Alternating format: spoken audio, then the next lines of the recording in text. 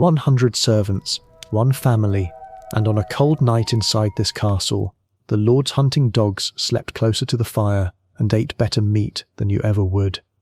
You are standing outside the gatehouse of a great English castle, and dawn has not yet come. The year is around 1310. Your breath hangs white in the black air, the ground is stiff with frost, and above you the walls climb grey and enormous, blotting out the stars. You have walked a long way to be here, and your family gave you up gladly, because a place inside these walls is one of the best things that could happen to a person like you. Today is your first day in service, and by the time this single day is over, you will understand something almost nobody who tells stories about castles admits. This is not a fairy tale, this is a factory, a cold, stone, smoking, sleepless machine, and you're about to become its smallest working part.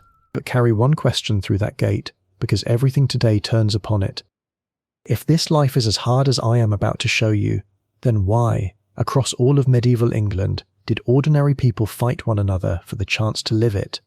Why was there a line of hopeful faces waiting at the door of every great household? Hold on to that question. The answer is not the one you would expect, and it is waiting at the end of this day. First, understand where you are. Forget the banners and the trumpets.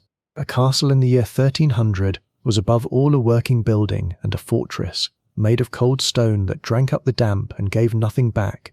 Its walls are thick enough to stop an army, which also means they hold the winter trapped inside long after spring has warmed the fields. In the Lord's private rooms, tapestries and fresh rushes soften the chill. But where you will live and work, there is only bare stone and the deep cold that lives inside it, and you have not joined a family, you have joined something far closer to a small army. In the household of a great lord, there might be 100 people or more drawing their whole living from one noble family, and we are not guessing at that number. These households kept meticulous written accounts, roll after roll of parchment recording every loaf, every candle, every penny spent, and every mouth fed. The surviving account rolls of magnates like Elizabeth de Burgh, Lady of Clare, or Eleanor de Montfort, Countess of Leicester. Let us count the people of a castle almost one by one, and they reveal not a handful of maids and cooks, but a machine of scores of specialists, each trained to one narrow task, each carrying a title, each fixed into a ladder of rank as strict as the world of lords outside. At the very top sits the steward, who runs the entire household in the Lord's name. Beneath him the marshal keeps order in the hall and commands the stables. The chamberlain guards the door of the Lord's private chamber, and then come the officers you will actually rub shoulders with. The man in charge of the wine and ale is the butler, and his very name grows out of the bottles and butts he guards in the buttery. The bread and the laying of the table are the business of the pantler, whose title comes from panis, the old word for bread. There is a whole officer, the ewerer, whose single job is water, to carry it, warm it, and hold the basin and towel while his betters wash their hands. There is a chandler for the candles, a naperer to guard the table linen, an almoner to gather up the leftovers and hand them to the poor at the gate. Every function of ordinary life has here been split apart and handed to a different person with a different title. And your day begins in the dark. There are no clocks to wake you, only the bell of the castle chapel marking the holy hours and the crowing of the cocks in the yard. But the kitchen cannot wait for the sun. Long before first light, by 4 in the morning, while the whole castle sleeps, the cooks and scullions and bakers are already up and moving. Bread must be baked fresh, the great fires lit and coaxed into strength, water fetched and the heavy cauldrons hung, because the household expects to be fed, and the main meal of the day, the dinner, will be carried in during the late morning, and nothing is permitted to make it late. And at the very bottom of that kitchen, lower even than the cooks, stand the scullions and the spit boys, the children and poorest lads who scour the greasy iron pots in cold water until their hands crack, and who sit for hours in the roar of the fire turning the heavy spits so the great joints of meat roast evenly for the high table. Picture that child, half scorched by the flames, turning and turning an iron handle so a lord he will never once speak to can have his beef done to perfection, and the amount of food these kitchens produced is almost hard to believe. The household accounts show a single great house getting through hundreds of loaves and gallons upon gallons of ale in one ordinary day, sides of beef and mutton, poultry by the dozen, and on the fasting days when the church forbade all meat, mountains of fish instead. Dame Alice de Brien's household book, kept in Suffolk, records the daily feeding of her house meal by meal, a kitchen filling dozens of bellies every single day without pause. All of it passed through the blistered hands of people exactly like you. Now think about the simplest thing in the world, water. In your life it does not appear from a wall at the turn of a handle. It sits at the bottom of the castle well, or must be dragged up from the river, and then carried, bucket by heavy bucket, up the winding stone stairs, along the freezing passages, into the kitchen and the chamber and the hall. Every pot boiled, every floor scrubbed, every noble hand rinsed before a meal, begins with a servant, a bucket, and a flight of stairs. And washing the hands before eating was a little ceremony. Water poured from a jug over the fingers into a basin, a clean towel offered across the arm, and someone had to carry every ounce of it there, and every ounce away again. That someone is you. And when the food is finally carried steaming into the hall, you learn the hardest lesson the castle teaches, exactly where you stand in the order of things, because you can taste it in your own mouth. Meals were served in what were called messes, little groups of usually 4 who shared their dishes between them, and what arrived in front of your mess depended entirely on your rank. At the high table, up on the raised platform where the lord and his family and honoured guests sat, came the white bread, soft and pale and finely milled, the choicest cuts of roasted meat, the wine, the costly dishes bright with spices worth a fortune. And from that high table the leftovers, what they genuinely called the reversion, flowed downward, table by table, rank by rank, growing plainer and coarser and colder as it travelled, until at the bottom the lowest servants ate whatever remained, and after them, at the gate, the beggars were given what was left of even that. Your daily bread was dark and heavy, coarse rye and barley, nothing like the Lord's. You drank ale, never wine, because everyone drank ale, gallons of thin, weak ale, morning and night, and the thick slabs of stale bread the diners used as plates, the trenchers, soaked through with grease by the meal's end, were gathered up as alms for the poor, or thrown to the animals, and in a great household the hunting hounds and hawks were treasured and carefully fed on good meat, because the lord loved his sport above almost anything, while the child turning the spit lived on grey pottage and dark bread. On many a night the dogs really did eat better than you, but understand this, the kitchens, for all their smoke and their 4 in the morning misery, were the warm part of your job. Beside those roaring fires, at least your hands kept working and your blood kept moving. Now comes winter, and the truth about a castle is that it was cold. There was a fire, yes. In the great hall a large hearth burned, and in the oldest halls the smoke simply rose to gather in the rafters and leak out through a vent in the roof they called a louver, so that to sit and eat in the hall was to sit in a drifting haze of wood smoke that stung the eyes and blackened every beam. The newer castles had proper fireplaces built into the thickness of the walls, with chimneys to draw the smoke away, but those warm hearths belonged to the lord alone, in his private chamber and his solar high above. Down where the servants laboured, you were often far from any fire at all, and the stone pulled the warmth straight out of the air, and glass in the windows. Glass was precious, and you would find it, if anywhere, only in the chapel and the lord's finest rooms.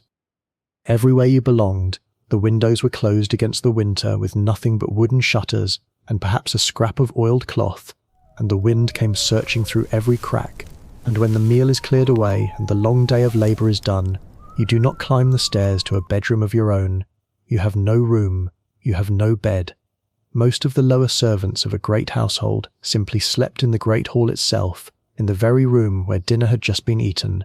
The trestle tables were lifted apart and stacked against the walls, the floor was strewn with rushes and straw, and there, on the cold flagstones among the crumbs and bones and dogs, you lay down to sleep with dozens of others crowded close around you.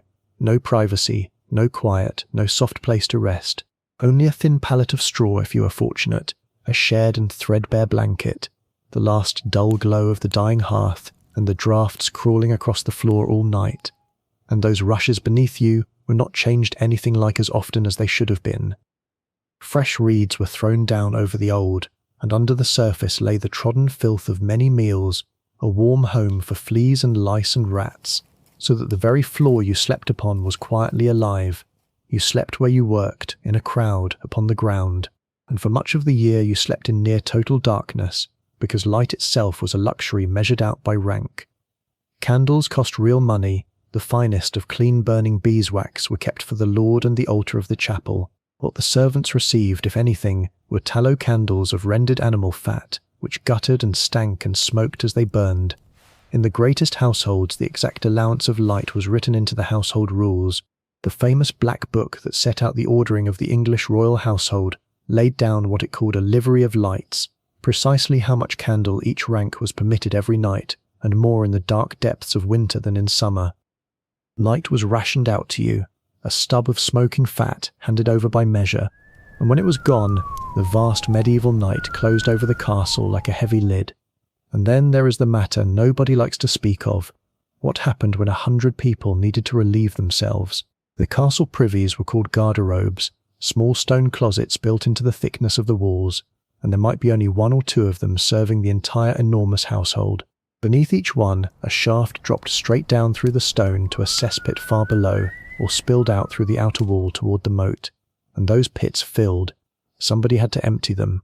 That somebody was the gong farmer, whose foul and dangerous trade was to climb down into the reeking cesspits, almost always by night while the household slept, and dig out by hand the filth of 100 people.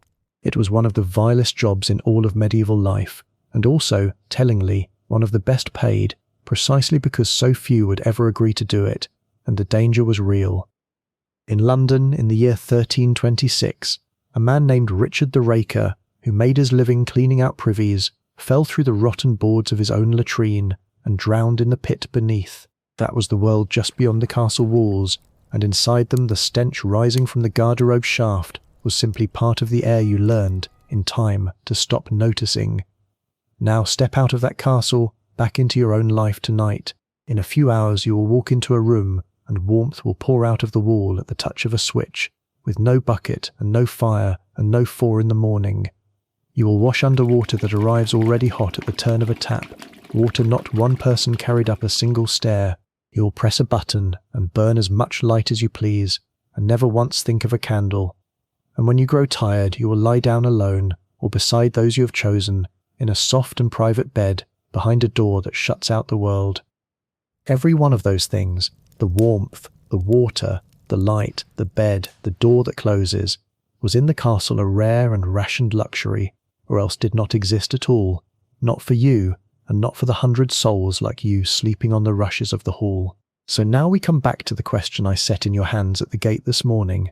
If all of this is true, if the work began before dawn, and the food came down the table cold and coarse, and you slept on straw in the smoke and the dark, then why on earth did ordinary people compete so fiercely to get inside? Why did a family count it a real stroke of good fortune to send a son or daughter into a great lord's household? Because here is the truth that turns the entire picture over. For most people in the year 1300, a place in a great household was not the bottom of the ladder at all. It was one of the surest ways to climb it. Look again, and every single hardship shows you a second face. You worked from before dawn, yes, but you were fed every single day in a world where the deepest fear of the poor was simple hunger, and where one bad harvest could empty a whole village of the living. A servant who held his place, what they called having the bouche of court, the right to eat at the Lord's own cost, never truly starved. You slept in a crowd on the rushes, yes, but warm and dry inside strong walls, safe from the weather and the bandits and the lawless chaos that ruled the open roads outside. And twice a year, at summer and winter, the Lord handed out livery, good cloth in his own colours for his servants to wear, so that you went about clothed, and clothed well, in an age when most people wore the same rough garment until it rotted from their backs. And it was far more than food and shelter and a warm coat. A great household was a school and a marketplace of powerful connections all at once. The Lord laid his trust and favour on the servants who served him faithfully. A sharp and willing page could rise in time to be a squire, a trusted valet, an official managing lands and money and men, could earn wages and gifts and a name that opened doors. Even families of good and gentle blood sent their own children into the households of greater lords, not from need but on purpose, so they might learn courtesy and letters and the ways of the powerful, and stand close to power in the hope that a little of it would rub off. To serve a great man was to step inside the one true ladder of advancement the whole age had to offer. That is why the places were fought over so bitterly. That is why there was a line of faces waiting at the door. The cold and the smoke and the straw were simply the price of admission, and thousands upon thousands were desperate to pay it, because the only alternative, beyond the safety of the walls, was so very much worse. So here you are, at the end of your first day. The trestle tables are stacked against the wall, the last of the hall fire is falling into embers, and you find your place among the bodies laid out on the strewn and crawling floor, aching, half frozen, smelling of wood smoke and grease, listening to 100 strangers breathing in the dark around you. Somewhere above, up the cold spiral of the stone stairs, the Lord sleeps in his glazed and tapestried chamber beside a fire that burns for him alone. You will never climb up to that, but you are inside the walls. You are fed, you are clothed, you are safe, and if you are sharp and lucky, and it should please God and your Lord, you might one day be something more than the smallest tooth in the turning wheel.